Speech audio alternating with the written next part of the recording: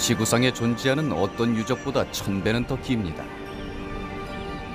예수 탄생 전에 짓기 시작했으며 콜럼버스가 미국으로 항해해 갈 때도 짓고 있었고 건축 과정에서 수백만 명이 죽었습니다.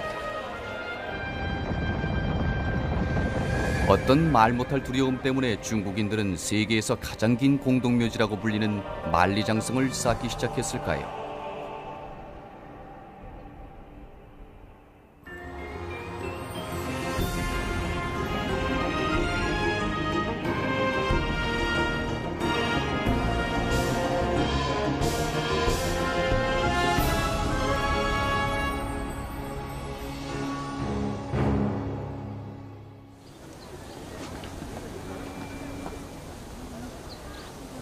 만리장성을 모르는 사람이 없지요. 미국 대통령이 사진을 찍고 매년 수백만 명의 관광객이 찾는 곳이지요.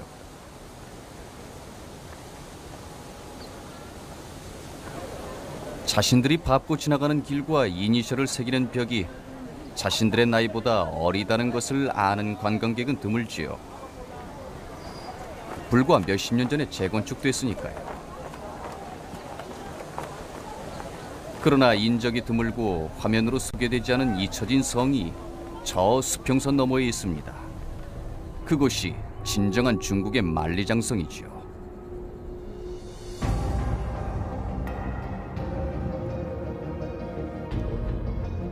황해 바닷가에서 시작해 북경 북쪽의 산악지방을 거쳐 중국 북쪽 중심부까지 뻗어 있습니다. 산 요소요소에는 탄탄한 요새와 망루를 지어서 적들이 쉽게 성벽을 넘지 못하도록 했습니다.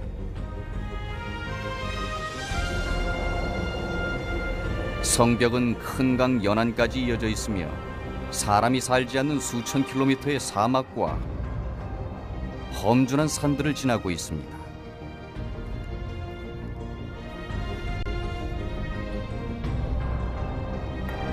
처음엔 돌로 짓기 시작했다가 사막 지역에서는 흙벽돌로 대신했습니다. 그리고 마침내 만리장성은 이곳 백강이 내려다 보이는 한적한 망루에서 끝납니다. 세계에서 가장 뛰어난 건축 기술을 자랑하는 이 성의 총 길이는 6,500km가 넘습니다.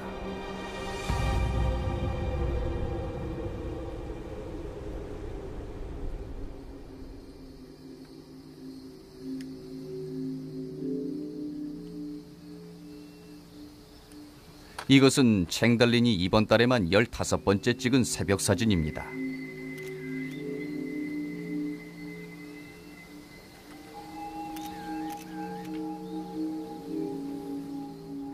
그러나 챙은 단순한 사진작가가 아니라 중국의 만리장성을 연구하며 일생을 바친 사람입니다.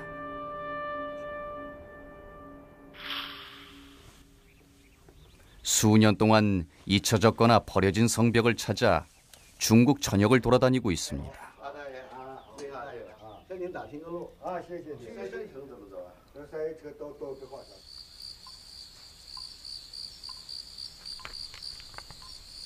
어떨 땐 고서정만이 유일한 단서가 되지요. 수수께끼를 풀어서 현대 지형과 맞춰봐야 합니다.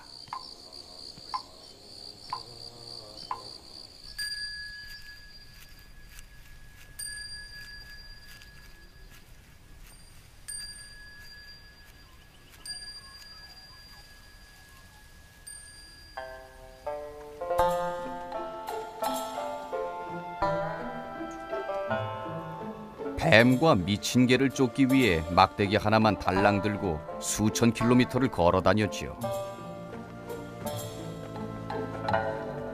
성과도 꽤 있었습니다. 숲이 우거진 산을 헤매다 잃어버린 성을 찾기도 했으니까요.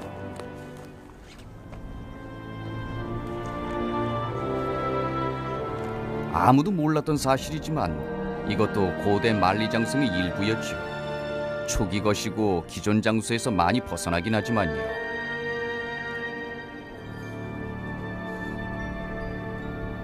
과학자와 고고학자의 조사가 계속될수록 신비로움은 점점 더해갑니다.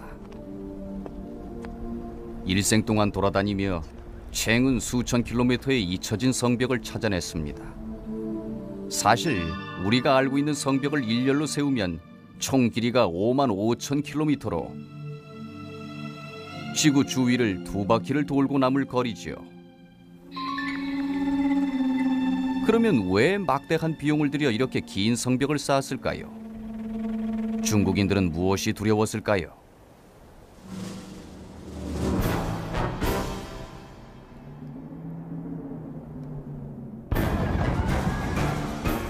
우레 같은 말발굽 소리를 듣기도 전에 먼저 냄새로 온다는 걸 알았습니다.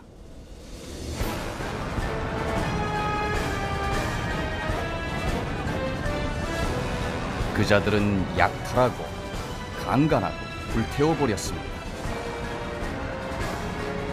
지나간 뒤에는 불탄 도시와 뼈만이 남아 있었습니다. 이자들은 북쪽 평야지방의 오랑캐들의 무리인 훈족, 몽골족, 만주족으로 중국 토착민들과 대치 상태에 있었죠.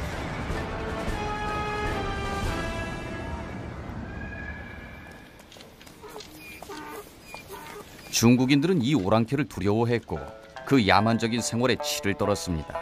유명한 시를 인용하면 밭도 목초지도 없이 황토 사이로 흰 뼈가 있는 황무지로다. 오랑캐들은 가축을 먹고 살았습니다. 가축에게서 음식, 우유, 고기와 옷, 유르트라 부르는 천막을 지을 때 쓸 가죽을 취했습니다. 배설물은 연료로 사용했습니다. 이런 척박한 환경에서 불을 지필 유일한 연료였지요.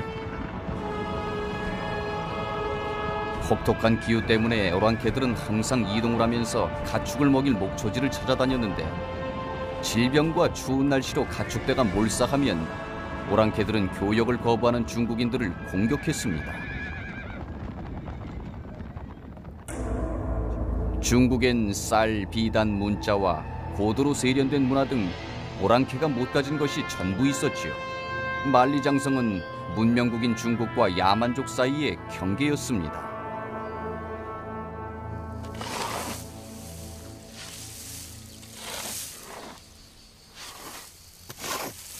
오랜 세월 동안 중국인은 농경민족이었죠. 땅을 소유하고 그곳에 정착해 재산, 땅, 가축과 가구와 물건들로 가득 찬 집을 늘려갔습니다. 오랑캐들의 습격이 두려울 수밖에 없었지요. 그래서 오래전부터 중국인들은 성벽을 쌓았습니다. 집과 도시와 나라 주변의 무산자를 막기 위해 성벽을 쌓았습니다.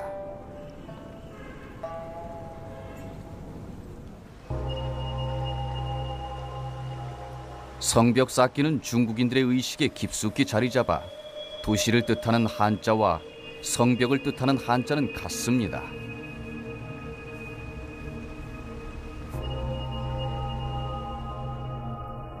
중국만한 크기의 나라를 에워쌀 성벽을 쌓으려면 강력한 권력을 가진 사람이 필요한데 그의 권력이 얼마나 대단했던지 차이나는 그 사람 이름을 따라 지었는데 중국 최고의 황제 진시 황제입니다.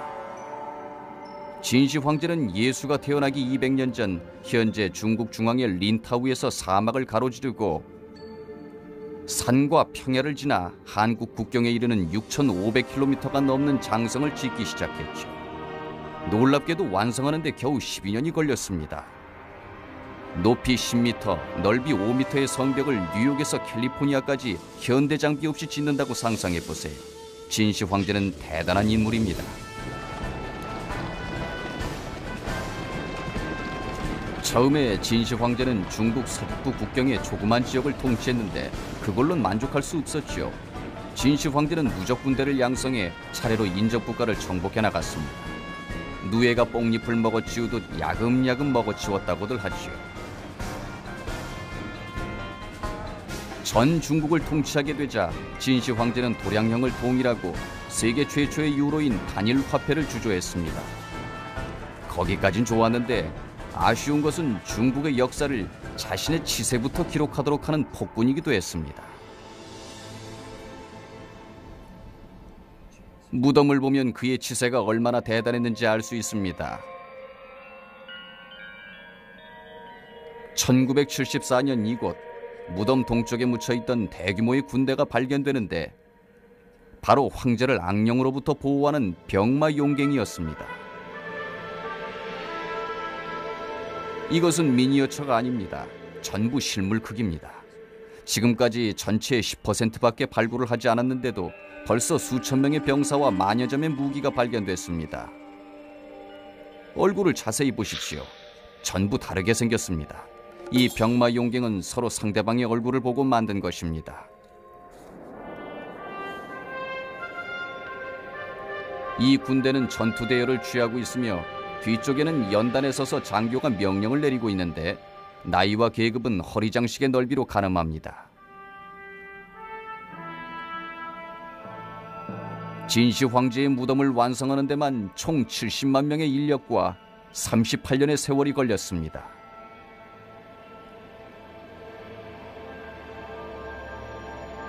중국이 통일되자 진시 황제는 제국을 정비하고자 30만 대군을 북쪽 국경 지역으로 보내 늘 위협이 되던 오랑캐들을 쫓아냈습니다. 그 일이 끝난 후에도 진시 황제는 군대를 주둔시키고 그곳에 사는 50만의 농민들과 함께 첫 만리장성을 짓게 했습니다.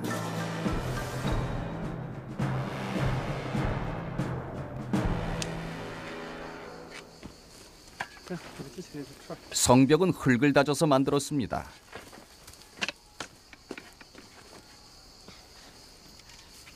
중국 시골 지역에서는 오늘날에도 사용되는 기술로 먼저 나무 판자를 벽 두께 넓이만큼 서로 평행이 되게 놓습니다.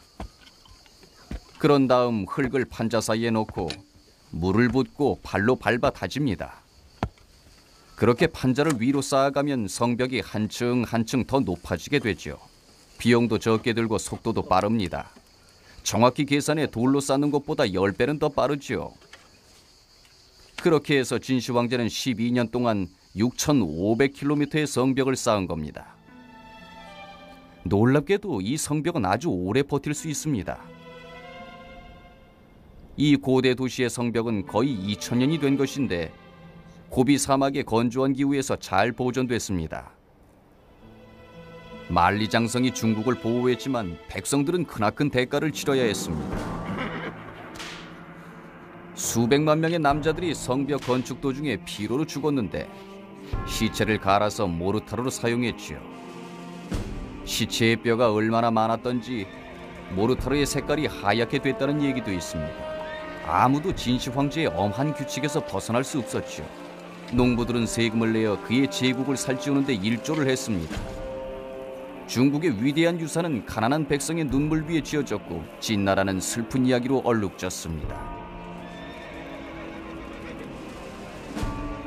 중국에서는 우리에게 백설공주나 로빈후드만큼 잘 알려진 이야기가 있습니다. 아주 추운 겨울날 맹창누는 만리장성 축제에 착출된 남편을 찾아 나서기로 결심을 합니다. 사랑하는 남편에게 줄 따뜻한 옷을 가지고 첫 번째 막루에 도착해 병사에게 남편이 어디 있는지 물었습니다. 남편이 이미 죽은 걸 알았지만 도저히 그 사실을 전할 수가 없었던 병사들은 장성을 따라 두 번째 막루로 가라고 말해줍니다. 그러나 거기서도 똑같은 이야기를 듣게 되지요. 맹은 남편을 애타게 찾으며 티베트 고원에서 황해바다까지 성벽을 따라 걸어갔지요.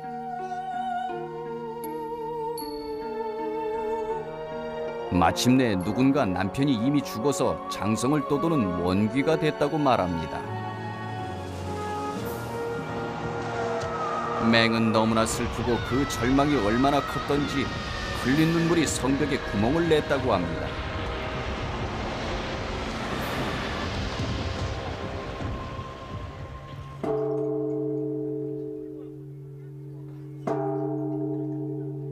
맹창루를 기리는 절이 아직도 남아있는데 이곳에서 사람들은 행운을 바라며 종을 울리고 그녀의 혼을 위로합니다. 망원경으로 전설 속의 여인이 흘린 눈물 때문에 생긴 성벽의 구멍을 볼 수도 있습니다.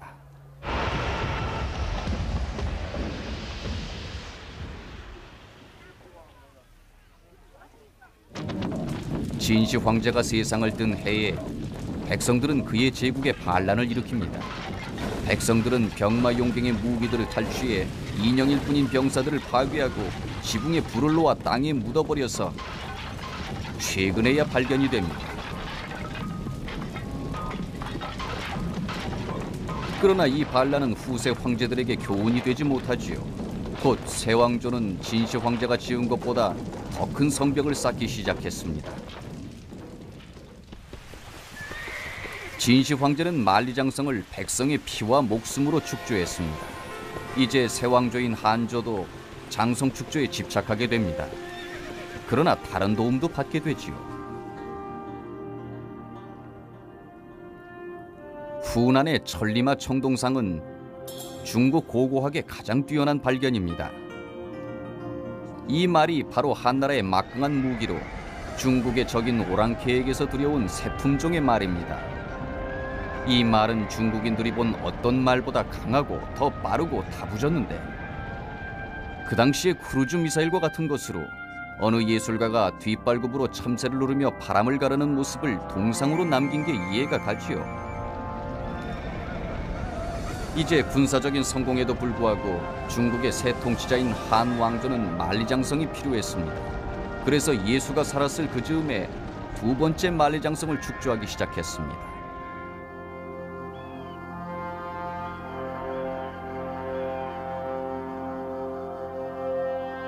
총 길이가 11,000km인 만리장성은 역사상 가장 긴 건축물입니다. 진시 황제가 축조한 첫 번째 만리장성보다 4,300km가 더 긴 것이지요. 사막엔 목재도 물도 돌도 없지만 한족은 2000년 동안 끄떡없는 장성을 지었는데 다진 모래, 나뭇가지, 나무 껍질, 위석류와 말의 배설물로 만든 벽이 아직도 남아 있습니다. 1년 중 반은 장렬하는 더위를, 나머지 반은 살을 내는 추위를 견뎌냈습니다. 사막 한가운데 성벽을 짓는 것은 절반에 불과하고 병사를 배치하는 일이 남아 있었지요. 병사들은 절대 방심하지 말고 자기 위치를 고수하라는 명령을 받았습니다. 특히 만리장성 수천 킬로미터 앞에 세운 망루를 지키는 병사들에겐 더 엄격했습니다. 장성이 너무 길어서 수백만 명의 병사들로도 몇 미터 간격으로도 보초를 세울 상황이 되질 않자 망루 위에서 보내는 신호가 아주 중요했습니다.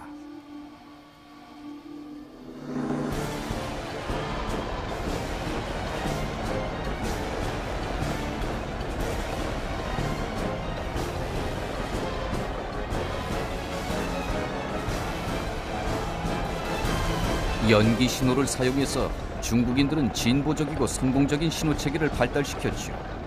고비에서 비운 봉화는 24시간 안에 1100km 떨어진 곳에 전가를 보내 전 국경의 위험을 알립니다. 마차와 마부들은 제 위치를 고수하고 망루의 병사들은 봉화 신호를 잘 보고 국경을 잘 지키도록 하라.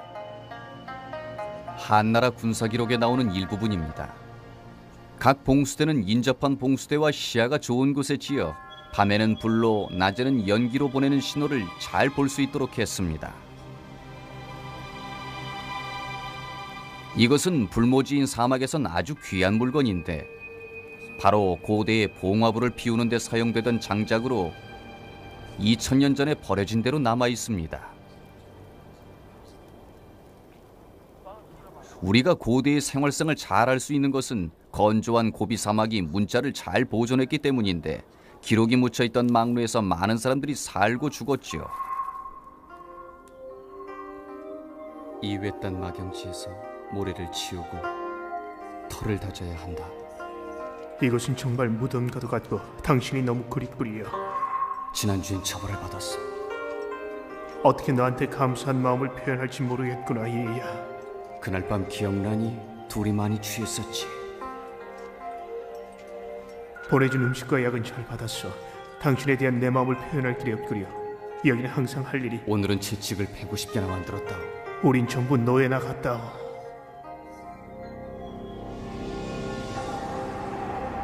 구름 사이로 다리의 얼굴을 내밀었어. 보초를 서고 있을 땐 눈에 보이는 건 황량한 경치뿐 생명체란 없다. 집을 생각하면 고통스럽기만 하고 이 유배 생활은 끝나지 않을 것 같구려. 많은 병사들이 집으로 돌아가지 못하고 이런 무덤에 묻히게 됐습니다. 큰 무덤은 장교용, 작은 무덤은 병사용이죠. 모두 만리장성을 지키다가 죽었습니다.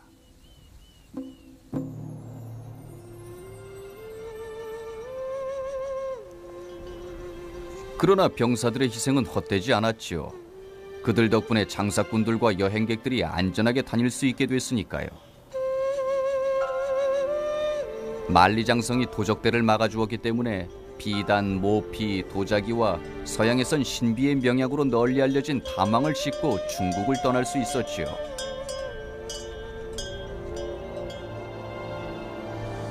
이곳이 그 유명한 실크로드입니다.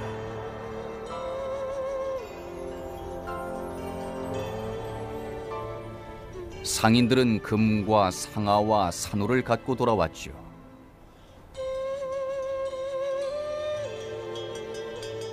세계에서 가장 황폐한 사막을 가로지르는 위험한 길이지만 그래도 만리장성과 병사들이 산적들을 막아주고 있었습니다.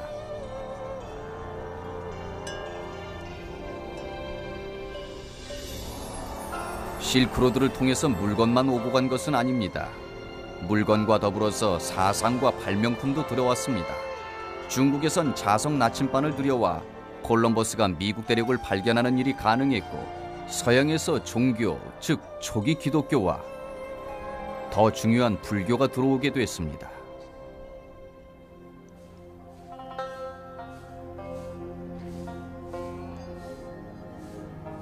불교와 함께 전파된 미술은 중국에서 혁명적인 일이었지요.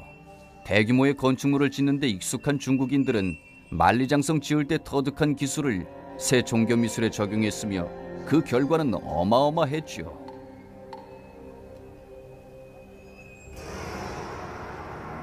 이 거대한 부처 석상은 가장 큰 조각품 중의 하나로 토착민의 미술적 재능과 외부의 사상이 결합된 것이죠. 그렇다고 항상 이렇게 스케일이 크진 않습니다. 둔황이란 작은 오아시스는 만리장성의 보호를 받으며 실크로드를 오가는 사람들이 다음의 힘든 일정을 위해 쉬어가는 장소였습니다. 곧 옥문을 통과하게 될 텐데, 옥문은 만리장성의 마지막 관문이자 세계에서 가장 황량한 타클라마칸 사막으로 들어가는 입구가 되죠.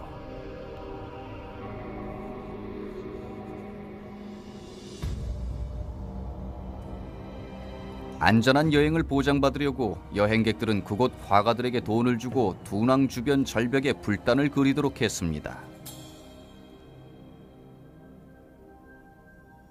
불단에 본인의 초상화를 그려놓은 거지요. 그렇게 해서 보살들이 앞으로 보살펴줄 거란 믿음을 가지게 된 겁니다.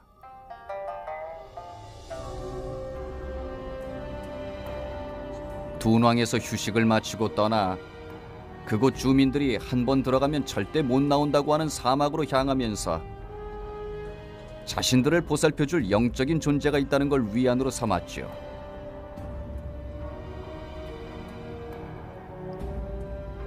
이곳이 만리장성의 보호를 벗어나는 마지막 관문이고 이제 미지의 위험에 노출됩니다.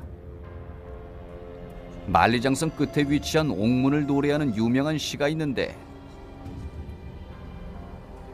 황해가 하얀 하늘까지 뻗어있고 외로운 망루는 수천 산 속에 서 있어 옥문에는 봄이 오지 않네.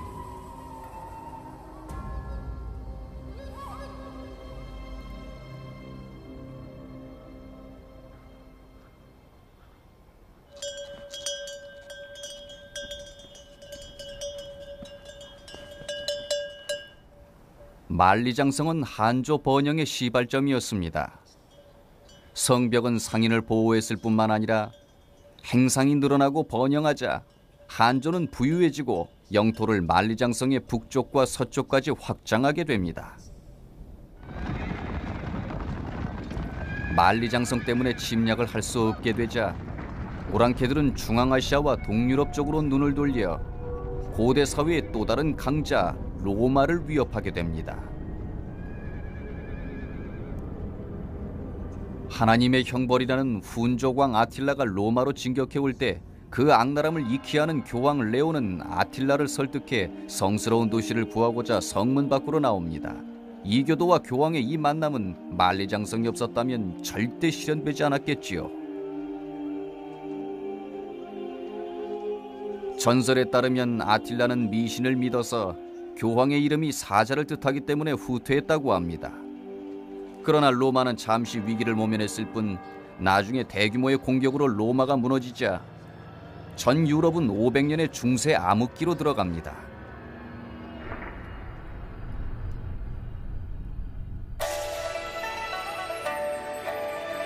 유럽이 고통받는 동안 중국은 황금기에 접어들었는데 바로 중국 역사상 가장 부유하고 강력한 왕조인 당나라가 시작된 것이죠.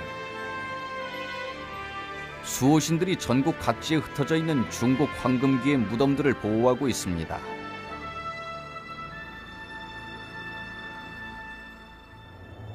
왕족의 무덤은 거의 발굴되지 않았고 그중 발굴된 한 황제의 딸 영타이 공주의 무덤을 보면 국제감각이 뛰어난 귀족들의 화려한 생활을 엿볼 수 있습니다. 실크로드를 통해 수입된 옷을 입고 폴로 경기를 하는 모습이 보이지요.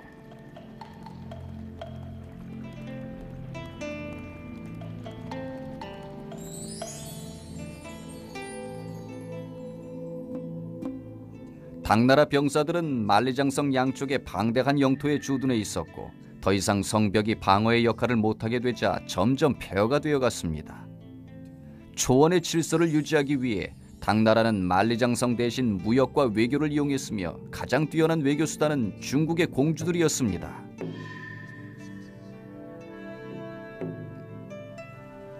공주를 오랑캐의 지도자와 결혼을 시켜 내시와 시녀를 화려한 선물과 함께 보냈습니다.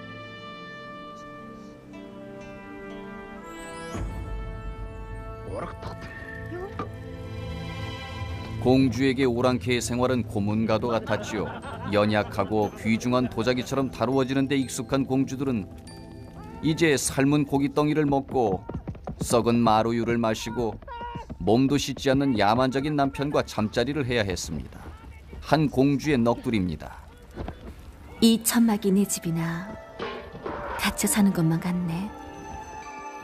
상한 우유를 마시고 낯선 이국 땅에서 살며 매일 밤 황새가 되어 집으로 날아가는 꿈을 꾼다네. 공주의 인생을 희생하여 야만인과 살게 하는 것이 평화의 대가치곤 싼 편이지요. 만리장성을 짓고 병사를 배치하는 것보단 훨씬 쌌지요. 그러나 이 정책은 오래가지 못했습니다. 새로운 위험은 북방의 황무지에서 시작되고 있었지요. 중국은 세계 역사상 가장 전설적인 전사를 만나게 됩니다.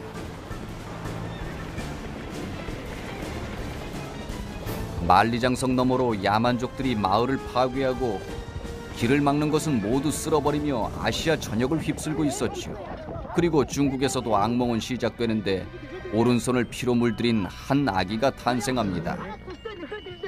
미래에 대한 불길한 징조였지요.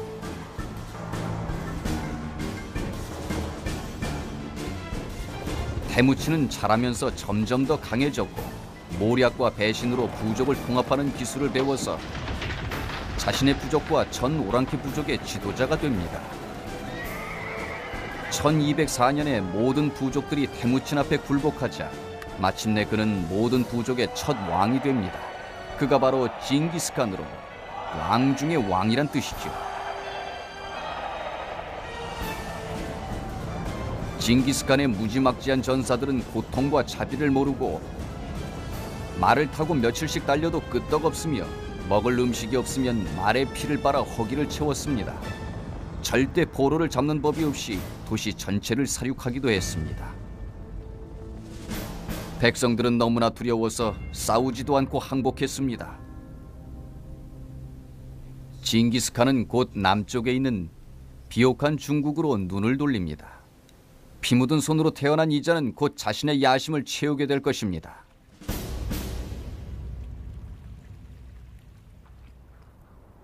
여름에 말라버린 강바닥은 비옥한 평야 지역인 중국을 호시탐탐 노리는 오랑캐들에겐 더없이 좋은 길이 되어줍니다.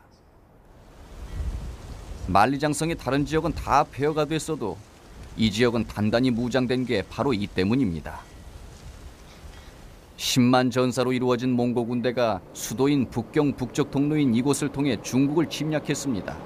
이곳은 지금도 산악지방을 통과해 북경으로 들어가는 주요 도로이자 철로입니다. 징기스칸은 주영관 요새에 북쪽 문 앞에 잠시 멈춰야 했는데 중국인들이 몽고 군사들을 지연시키려고 성문 앞에 대못을 박아놓고 문을 열지 못하도록 쇳물로 녹여놨기 때문이죠. 한 달여의 대치에도 불구하고 방어의 틈이 보이질 않자 징기스칸은 허를 찌르기로 결심을 하지요. 그는 군사를 보내 그 당시엔 보수가 되지 않아 무너진 성벽을 넘어가 요새 뒤에서 공격을 하게 했지요. 중국 군대가 일의 전후를 알아차렸을 땐 이미 늦었습니다. 몽고인들은 평원으로 물밀듯이 밀고 와 주영관을 뒤에서 공격했습니다. 몽고군은 북문을 파괴하고 밖에 있던 군대가 들어옵니다. 이국인들과 야만인 손에 중국이 떨어진 이 일은 중국인들에겐 절대 잊을 수 없는 쓰디쓴 교훈이었습니다. 징기스칸의 후계자인 쿠빌라이 칸은 세계에서 가장 큰 제국을 다스리게 되는데 그 범위가 중국에서 유럽 국경에 이르렀습니다. 그 땅을 혼자 다스리는 그에겐 만리장성이 필요 없었지요. 그는 모든 것을 통치했습니다. 이때 바로 그 유명한 마르코 폴로가 중국을 방문하고 자신의 경험을 책으로 펴냅니다. 많은 사람들은 왜 그가 중국의 유명한 만리장성에 대해 언급을 하지 않았는지 궁금히 여기는데 이유는 간단하죠. 만리장성은 이미 폐허가 되어 언급할 가치가 없었으니까요.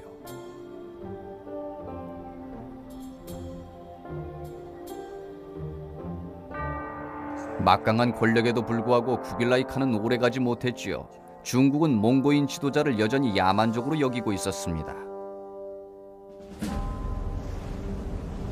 황하에 극심한 홍수가 나자 이국인 지도자에 대한 증오가 폭발해 반란이 일어나고 몽고인들은 쫓겨나게 됩니다.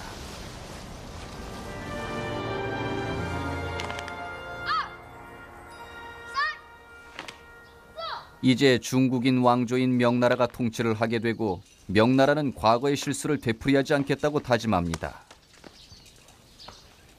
이 사람들이 명나라 때 만리장성을 짓고 몽고족을 중국에서 몰아낸 이들의 후손입니다. 이 사람들은 마지막 만리장성을 보호한 조상을 자랑스럽게 여깁니다. 그래서 외딴 시골에 살면서도 들판으로 일하러 나가기 전에 아침마다 무술을 연마하는 것입니다.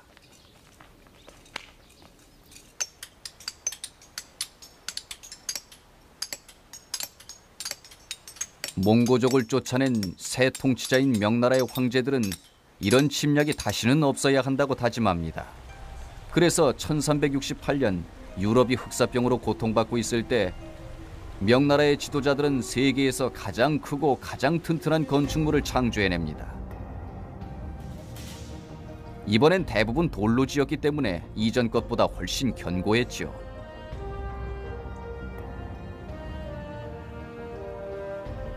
명나라 때의 장성은 황해의 산해관에서 고비 사막의 자위관까지 이어집니다.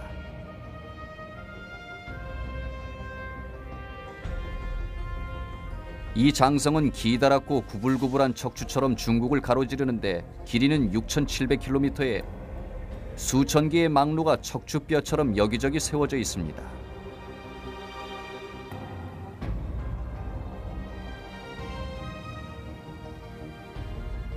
만리장성은 대부분 돌로 지어졌는데 흑벽돌로 짓는 것보다 100배는 더 힘이 드는 작업이죠.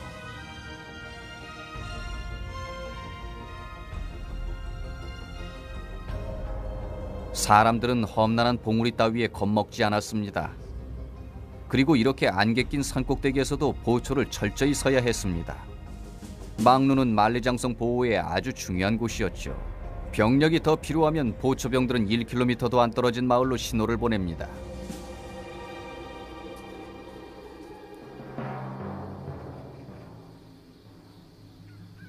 이곳엔 오랫동안 방치된 막사를 보호하던 망루의 벽이 아직도 남아 있습니다. 이곳엔 500명의 군대가 주둔해 있었고 그걸로 부족하면 몇 분 거리에 지원을 요청할 수 있는 더 큰 군대가 주둔해 있었습니다. 이렇게 해서 만리장성에 있는 소수의 병사가 몇 시간 안에 100만 명이 넘는 군사를 소집할 수가 있었던 것입니다. 요새의 병사들은 서로 경쟁적으로 성을 쌓았습니다. 장수들은 자기가 맡은 지역이 다른 곳보다 훌륭하기를 원했습니다. 현판에 따르면 1597년 봄에는 통카이가 이 지역 장성 건설의 책임자였음을 알 수 있습니다. 체니징은 음식 담당이었고 계급이 낮은 석공인 우종계의 이름도 새겨져 있습니다.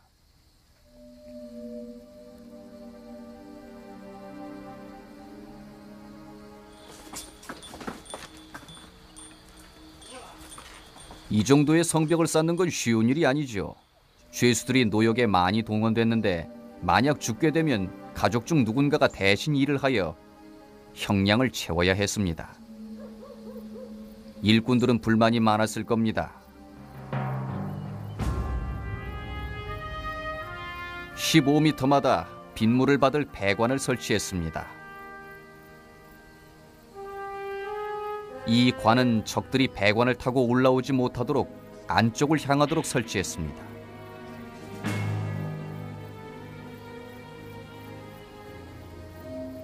이곳 망루로 올라가는 방어벽은 경사가 급해 혹 적이 성벽 꼭대기까지 와도 중요한 망루는 방어할 수 있도록 해놓았습니다.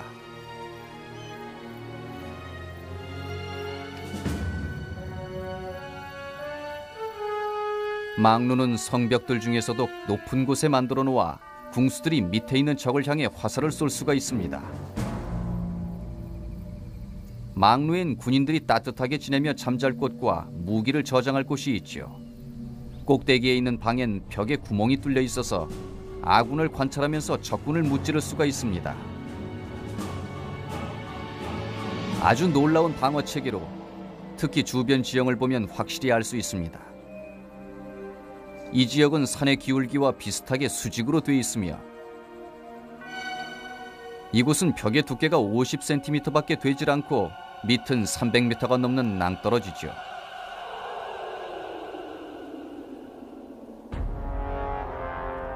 다시는 중국이 야만족의 통치 아래 놓이면 안 되겠기에 명나라는 중국 영토를 물샐 틈 없이 방어하여 아무리 작은 무리가 들어와 대군을 위해 문을 열지 못하도록 했습니다. 명나라 황제들은 어떤 대가를 치르더라도 명나라를 강력한 국가로 만들길 원했습니다. 이곳이 그들이 통치를 했던 곳인 위대한 북경의 자금성입니다. 정원, 방, 절, 궁전이 모두 들어있는 이곳은 180에이커가 넘는 곳으로 해자와 강력한 성벽이 에워싸고 있습니다. 자금성은 신과 같은 명나라 황제들이 자기 영토의 백성들에게 성가식에 시달리지 않으면서 통치하고 거주하는 격리된 공간이었습니다. 이 주홍색의 벽 안에선 역사상 아주 독특한 생활 방식이 존재했습니다. 그 중심은 중국의 통치자인 황제로 매일 복잡한 제사를 치러야 했습니다. 제사를 잘 지내야 나라가 번영하고 명나라가 번창할 수 있다고 믿었죠. 황제의 시중은 후궁의 무리가 맡았고 후궁의 무리를 보호하는 것은 후궁 무리보다 많은 수의 내시들이었습니다. 명나라 후대 황제인 완리 황제는 나약한 군주로 47년간 왕위를 지켰습니다. 완리는 궁궐 깊은 곳에서 통치를 하고 백성들과 대신들 앞에 모습을 드러내지 않고 내시들도 거의 얼굴을 못 봤죠. 사람들과 격리되어 살면서 자신이 통치하는 나라에서 일어나는 일을 전혀 알지 못했습니다. 명나라 황제들은 수도인 북경 북쪽 무덤에 묻히게 됩니다.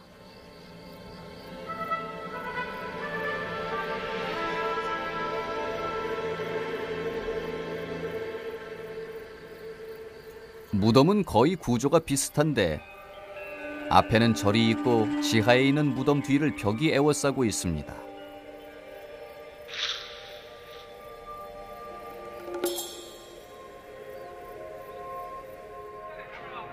완리는 긴 통치 기간 동안 거대한 무덤을 만들었고 1956년 중국 고고학자들이 그 무덤을 열었는데 명나라 황제의 무덤 중 유일하게 발굴된 것이었습니다.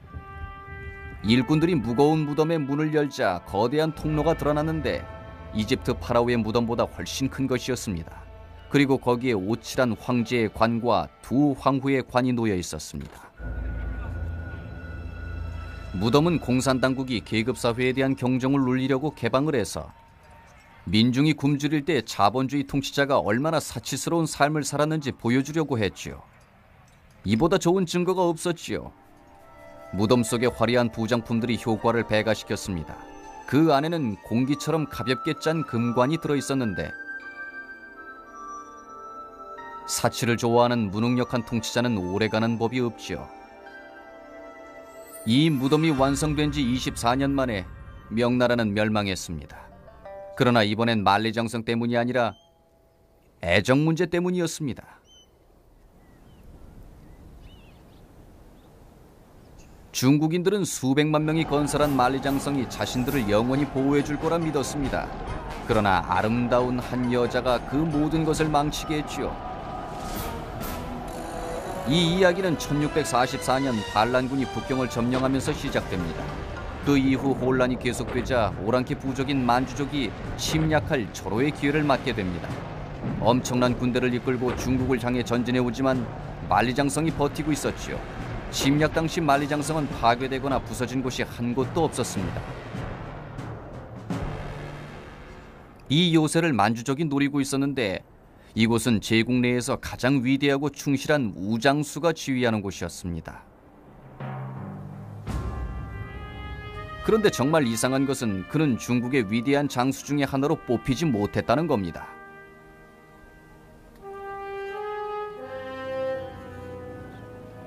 그 이유는 만주족이 쳐들어왔을 때 한 행동 때문이었지요.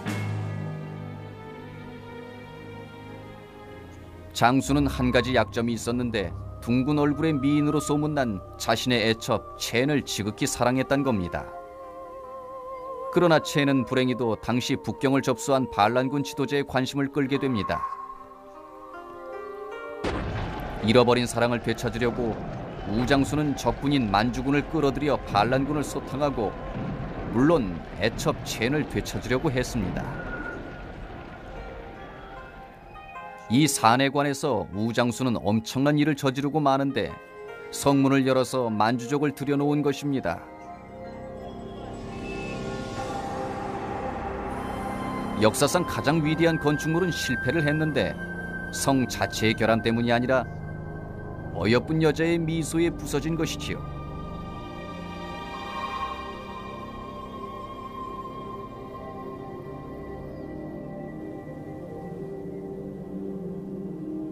만주족이 세운 청나라는 이웃 국가와는 다른 정책을 펼쳤는데 바로 외교입니다. 이곳 아름다운 여름 궁전에서 전 동방세계에서 온 사절단을 맞이합니다.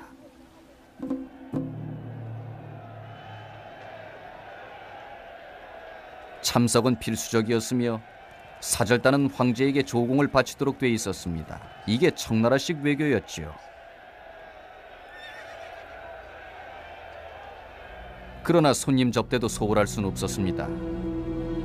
황제는 티베트에까지 관리를 보내 달라이 라마가 사는 곳을 그리고 측정해 와서 편히 머물 수 있도록 똑같이 만들기도 했습니다.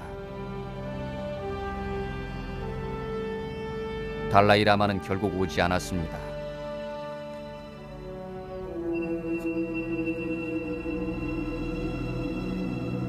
그러나 티베트의 다른 영적인 지도자인 판천 라마가 대신 방문을 했지요. 티베트 측 기록에 따르면 너무나 고귀한 분이라 황제가 용좌에 앉으라고 할 정도였는데 대단한 특권이지요. 중국 측 그림에 따르면 라마가 아주 겸손한 태도로 황제에게 성스러운 스카프를 바치고 있죠. 그를 위해서 황제는 물론 티벳의 궁전을 그대로 지었습니다. 만리장성을 유지하고 보초를 세우는 것보단 황금용이 또아리를 튼 이 웅장한 절을 짓는 게 돈이 덜 들었을 겁니다. 황제는 티베트어까지 배워 통역 없이 대화를 했다고 합니다. 그리고 황제는 모든 주요 공문서를 청나라어, 티베트어, 한어, 몽고어, 만주어로 기록할 것을 명령했습니다.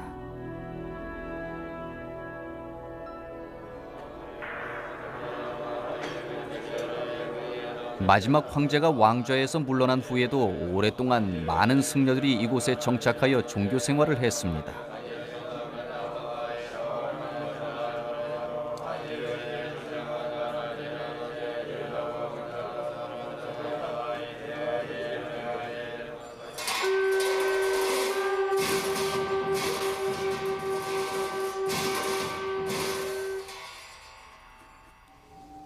그리고 만리장성은 더 이상의 방어가 필요 없어서 또 한 번 폐허가 된 채 방치됩니다. 청나라가 유일하게 신경 쓴 성벽은 궁궐 주변의 것으로 사냥터로 아주 좋았기 때문입니다. 만리장성은 역사상 처음으로 중국 사람들에게 필요가 없게 됐습니다. 이제 만리장성의 마지막 장을 쓰려고 합니다.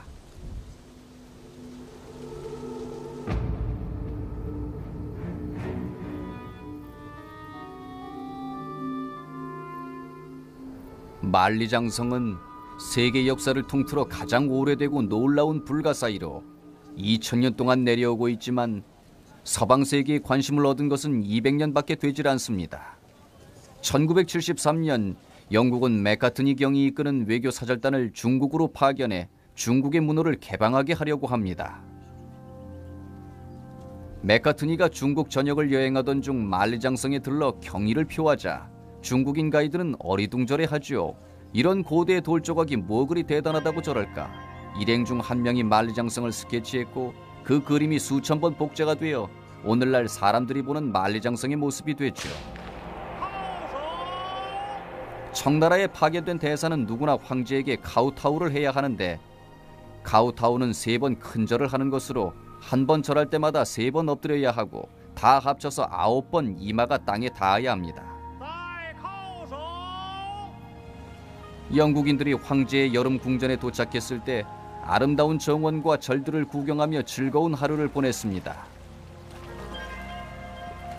선량한 영국인이자 왕에게 충성스러운 맥카트니는 황제에게 카우타우 하는 걸 거부하고 그 일로 중국 대궐은 떠들썩하게 됩니다. 마지막 대면에서 영국인들은 왕이 내린 두루마리를 받았는데 열어보니 이런 글귀가 적혀 있었습니다. 우리에겐 없는 것이 없도다. 짐은 낯선 물건이나 발명품 따위엔 관심이 없으며 귀국의 어떠한 물건도 필요가 없다. 그러니 영국의 왕이여 지체 없이 나에게 복종할지어다. 서로 세상의 주인이라 여기는 두 황제 사이의 자존심의 싸움이었지요. 영국 사절단 일행 중 한 사람이 말하길 간단히 말해 우린 북경에서 거지처럼 대접받고 죄수처럼 취급받아 불황자처럼 물러가오. 수모를 당한 영국인들은 복수를 결심합니다. 자신들이 가진 군사력을 다 모아 전쟁을 하게 되면 중국이 얼마나 서방 세계에 뒤져있나를 깨닫게 될 것이라 믿었습니다. 만리장성은 이제 쓸모가 없지요.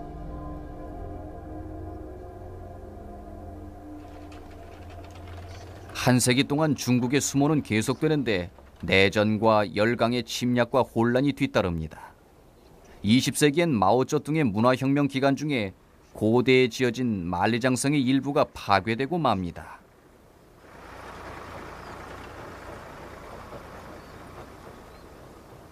오늘날 만리장성은 보호되고 있고 중국의 아이콘으로 기침약 광고에서 은행 광고까지 다양하게 쓰이고 있습니다.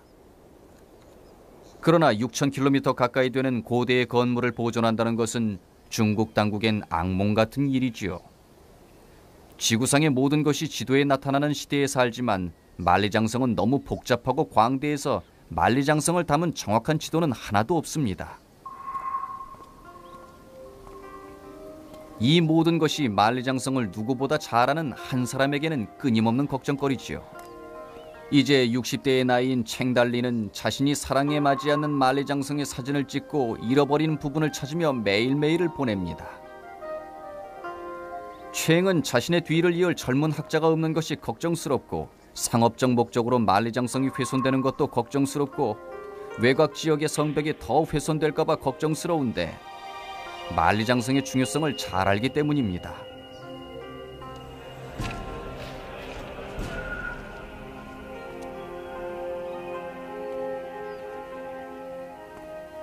챙이 중국을 누빌 때 항상 시간을 거슬러 올라갑니다.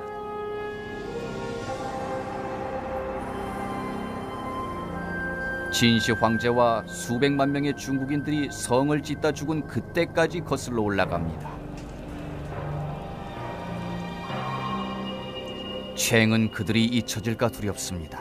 챙의 말을 빌면 그들은 인간이 지은 가장 위대한 건축물을 짓다 죽었습니다. 라고.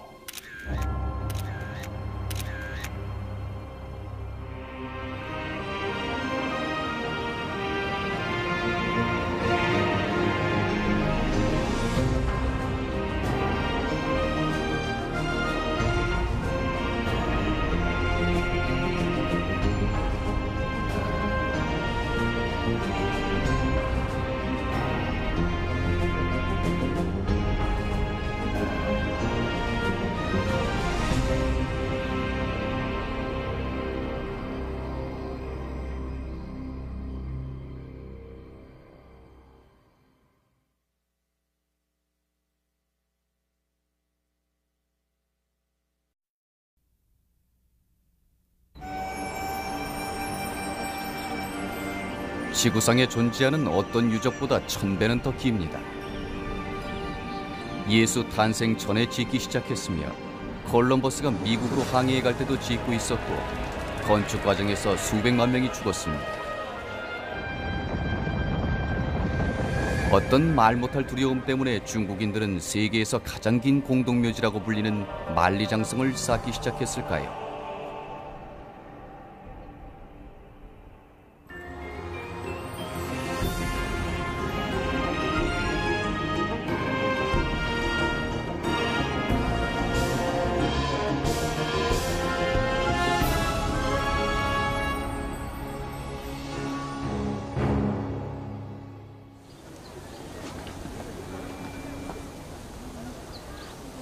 만리장성을 모르는 사람이 없지요. 미국 대통령이 사진을 찍고 매년 수백만 명의 관광객이 찾는 곳이지요.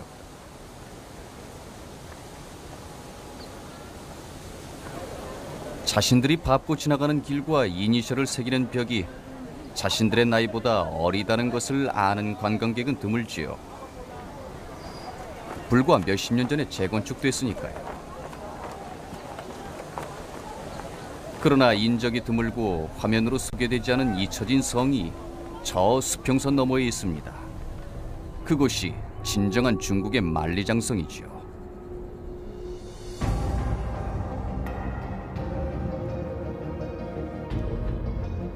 황해 바닷가에서 시작해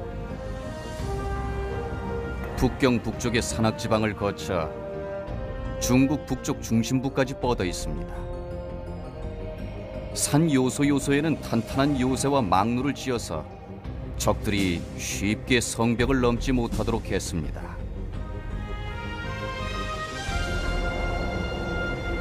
성벽은 큰 강 연안까지 이어져 있으며 사람이 살지 않는 수천 킬로미터의 사막과 험준한 산들을 지나고 있습니다.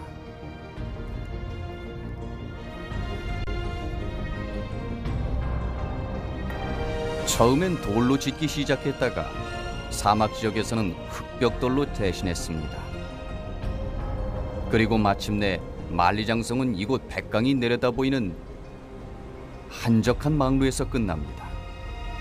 세계에서 가장 뛰어난 건축 기술을 자랑하는 이 성의 총 길이는 6,500km가 넘습니다.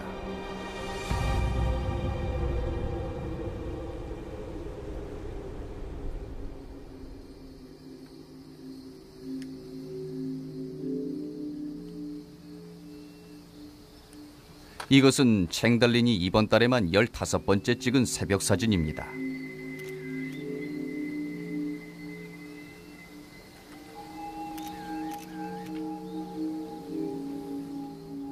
그러나 챙은 단순한 사진작가가 아니라 중국의 만리장성을 연구하며 일생을 바친 사람입니다.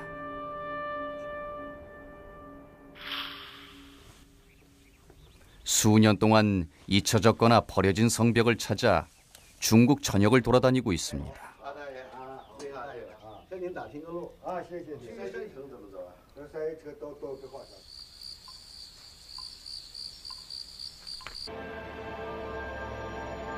중국이 통일되자 진시 황제는 제국을 정비하고자 30만 대군을 북쪽 국경 지역으로 보내 늘 위협이 되던 오랑캐들을 쫓아냈습니다. 그 일이 끝난 후에도 진시 황제는 군대를 주둔시키고 그곳에 사는 50만의 농민들과 함께 첫 만리장성을 짓게 했습니다.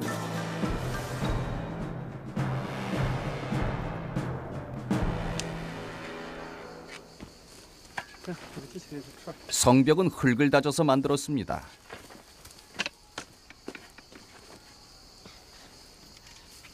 중국 시골 지역에서는 오늘날에도 사용되는 기술로 먼저 나무 판자를 벽 두께 넓이만큼 서로 평행이 되게 놓습니다. 그런 다음 흙을 판자 사이에 넣고 물을 붓고 발로 밟아 다집니다. 그렇게 판자를 위로 쌓아가면 성벽이 한층 한층 더 높아지게 되죠. 비용도 적게 들고 속도도 빠릅니다. 정확히 계산해 돌로 쌓는 것보다 10배는 더 빠르지요.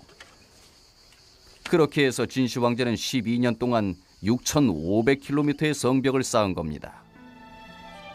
놀랍게도 이 성벽은 아주 오래 버틸 수 있습니다. 이 고대 도시의 성벽은 거의 2000년이 된 것인데 고비 사막의 건조한 기후에서 잘 보존됐습니다. 만리장성이 중국을 보호했지만 백성들은 크나큰 대가를 치러야 했습니다. 수백만 명의 남자들이 성벽 건축 도중에 피로로 죽었는데 시체를 갈아서 모르타르로 사용했지요. 시체의 뼈가 얼마나 많았던지 모르타르의 색깔이 하얗게 됐다는 얘기도 있습니다. 아무도 진시 황제의 엄한 규칙에서 벗어날 수 없었지요. 농부들은 세금을 내어 그의 제국을 살찌우는데 일조를 했습니다. 중국의 위대한 유산은 가난한 백성의 눈물 위에 지어졌고 진나라는 슬픈 이야기로 얼룩졌습니다. 중국에서는 우리에게 백설공주나 로빈후드만큼 잘 알려진 이야기가 있습니다. 아주 추운 겨울날 맹창누는 만리장성 축제에 착출된 남편을 찾아 나서기로 결심을 합니다. 사랑하는 남편에게 줄 따뜻한 옷을 가지고 첫 번째 막루에 도착해 병사에게 남편이 어디 있는지 물었습니다. 남편이 이미 죽은 걸 알았지만 도저히 그 사실을 전할 수가 없었던 병사들은 장성을 따라 두 번째 막루로 가라고 말해줍니다. 그러나 거기서도 똑같은 이야기를 듣게 되지요.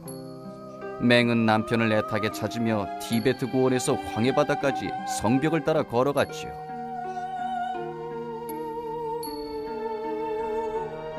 마침내 누군가 남편이 이미 죽어서 장성을 떠도는 원귀가 됐다고 말합니다. 맹은 너무나 슬프고 그 절망이 얼마나 컸던지 흘린 눈물이 성벽에 구멍을 냈다고 합니다.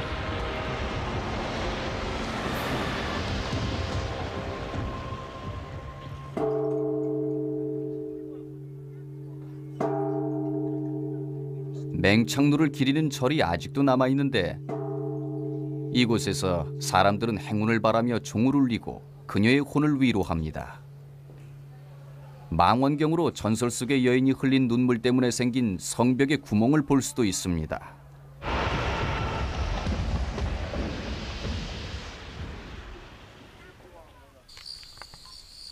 어떨 땐 고서정만이 유일한 단서가 되지요. 수수께끼를 풀어서 현대 지형과 맞춰봐야 합니다.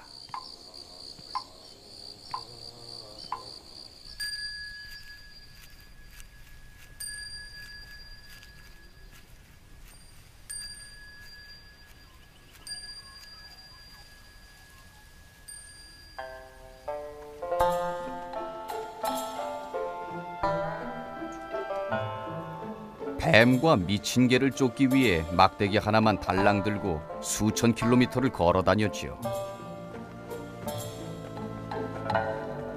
성과도 꽤 있었습니다. 숲이 우거진 산을 헤매다 잃어버린 성을 찾기도 했으니까요.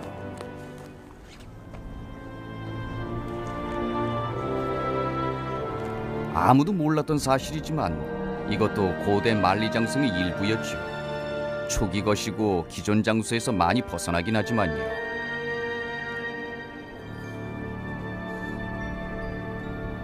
과학자와 고고학자의 조사가 계속될수록 신비로움은 점점 더해갑니다. 일생 동안 돌아다니며 최근 수천 킬로미터의 잊혀진 성벽을 찾아냈습니다. 사실 우리가 알고 있는 성벽을 일렬로 세우면 총 길이가 5만 5천 킬로미터로 지구 주위를 2바퀴를 돌고 남을 거리지요. 그러면 왜 막대한 비용을 들여 이렇게 긴 성벽을 쌓았을까요? 중국인들은 무엇이 두려웠을까요?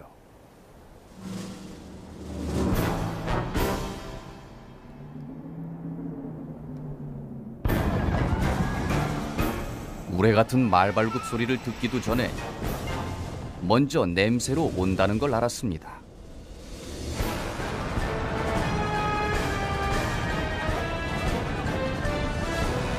그자들은 약탈하고 강간하고 불태워버렸습니다. 지나간 뒤에는 불탄 도시와 뼈만이 남아있었습니다. 이자들은 북쪽 평야지방의 오랑캐들의 무리인 훈족, 몽골족, 만주족으로 중국 토착민들과 대치 상태에 있었죠.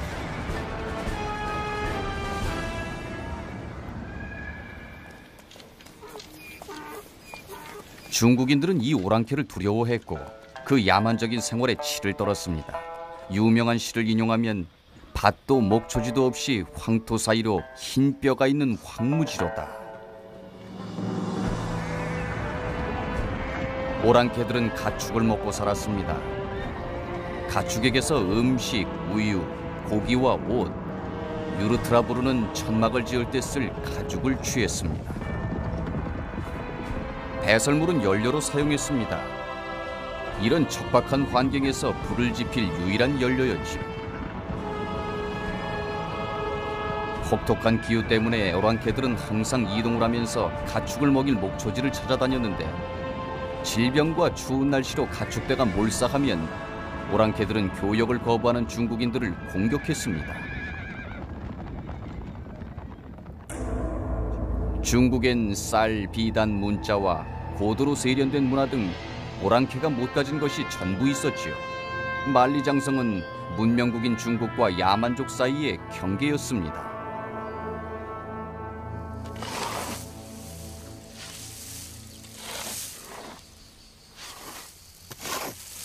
오랜 세월 동안 중국인은 농경민족이었지요.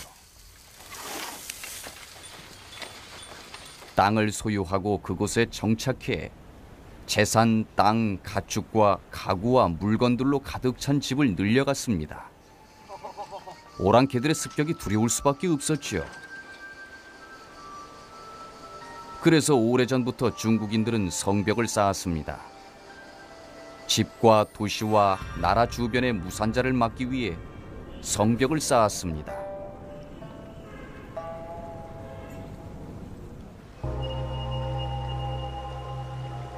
성벽 쌓기는 중국인들의 의식에 깊숙이 자리 잡아 도시를 뜻하는 한자와 성벽을 뜻하는 한자는 같습니다.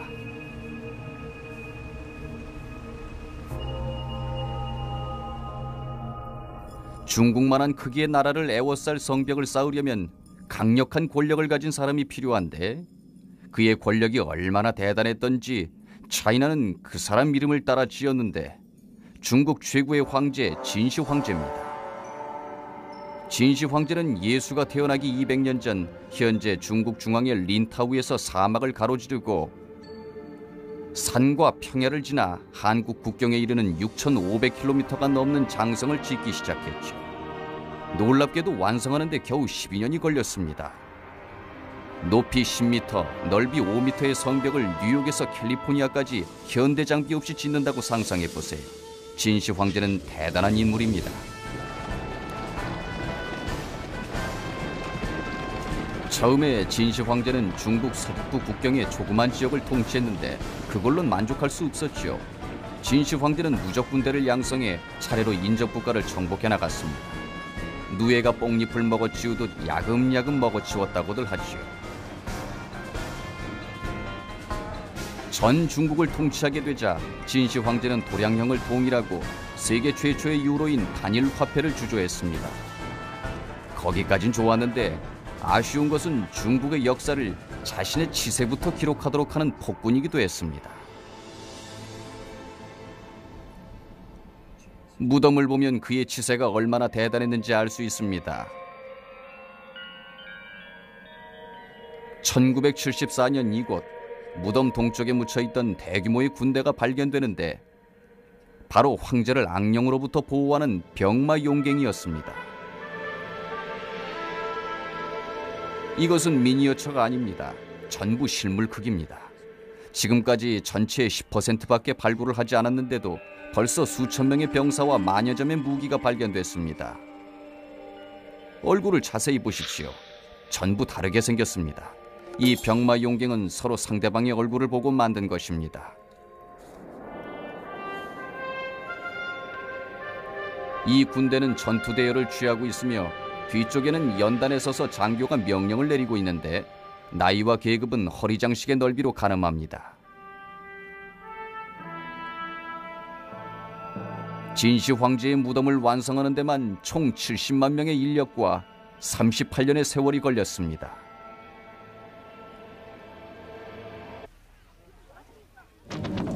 진시 황제가 세상을 뜬 해에 백성들은 그의 제국에 반란을 일으킵니다. 백성들은 병마 용갱의 무기들을 탈취해 인형일 뿐인 병사들을 파괴하고 지붕에 불을 놓아 땅에 묻어버려서 최근에야 발견이 됩니다. 그러나 이 반란은 후세 황제들에게 교훈이 되지 못하지요. 곧 새 왕조는 진시 황제가 지은 것보다 더 큰 성벽을 쌓기 시작했습니다. 진시 황제는 만리장성을 백성의 피와 목숨으로 축조했습니다. 이제 새 왕조인 한조도 장성 축조에 집착하게 됩니다. 그러나 다른 도움도 받게 되지요. 후난의 천리마 청동상은 중국 고고학의 가장 뛰어난 발견입니다. 이 말이 바로 한나라의 막강한 무기로 중국의 적인 오랑캐에게서 들여온 새 품종의 말입니다. 이 말은 중국인들이 본 어떤 말보다 강하고 더 빠르고 다부졌는데 그 당시의 크루즈 미사일과 같은 것으로 어느 예술가가 뒷발굽으로 참새를 누르며 바람을 가르는 모습을 동상으로 남긴 게 이해가 가지요. 이제 군사적인 성공에도 불구하고 중국의 새 통치자인 한 왕조는 만리장성이 필요했습니다. 그래서 예수가 살았을 그 즈음에 두 번째 만리장성을 축조하기 시작했습니다.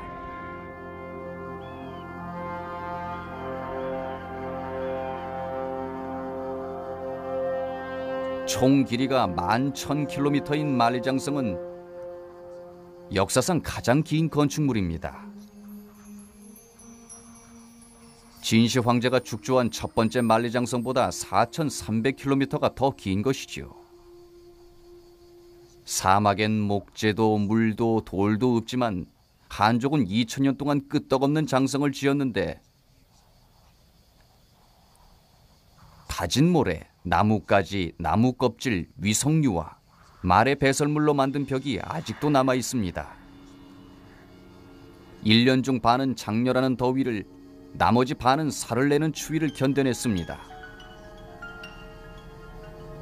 사막 한가운데 성벽을 짓는 것은 절반에 불과하고 병사를 배치하는 일이 남아 있었지요. 병사들은 절대 방심하지 말고 자기 위치를 고수하라는 명령을 받았습니다. 특히 만리장성 수천 킬로미터 앞에 세운 망루를 지키는 병사들에겐 더 엄격했습니다. 장성이 너무 길어서 수백만 명의 병사들로도 몇 미터 간격으로도 보초를 세울 상황이 되질 않자 망루 위에서 보내는 신호가 아주 중요했습니다.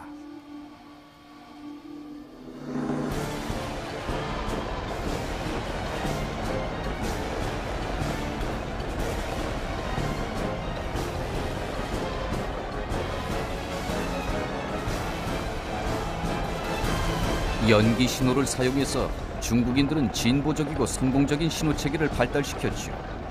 고비에서 비운 봉화는 24시간 안에 1100km 떨어진 곳에 전가를 보내 전 국경의 위험을 알립니다. 마차와 마부들은 제 위치를 고수하고 망루의 병사들은 봉화 신호를 잘 보고 국경을 잘 지키도록 하라.